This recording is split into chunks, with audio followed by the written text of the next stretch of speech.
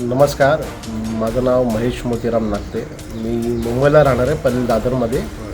आणि जस्ट माझ्या घराचं काम आहे ना, आमच्या गावी पण एक कार्यक्रम होता एक लग्नासंदर्भात.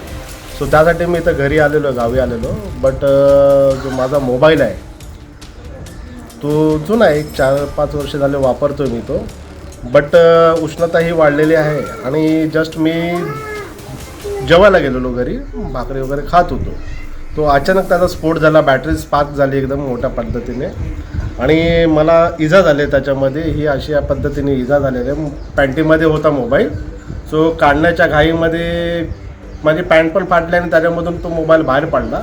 बट ते ह्याच्यामध्ये धावपळीमध्ये मला ह्या अशा जखमा झाल्यात हाताला.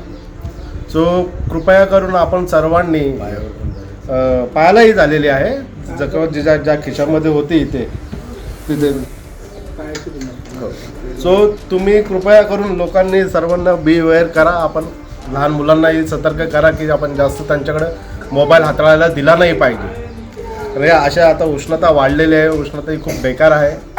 आणि अशा पद्धतीने हे जे स्मार्टफोन आहेत ते आपल्याला धोकादायक आहेत. तो कृपया आपण सगळ्यांनी काळजी घ्या आणि ह्या अशा गोष्टीपासून जेवढं होईल तेवढं लांब ठेवा. आणि एक करा की आपला मोबाईल आहे तो छातीजवळ वरच्या खिशामध्ये ठेवू नका, कारण तिथं आपलं हृदय आहे.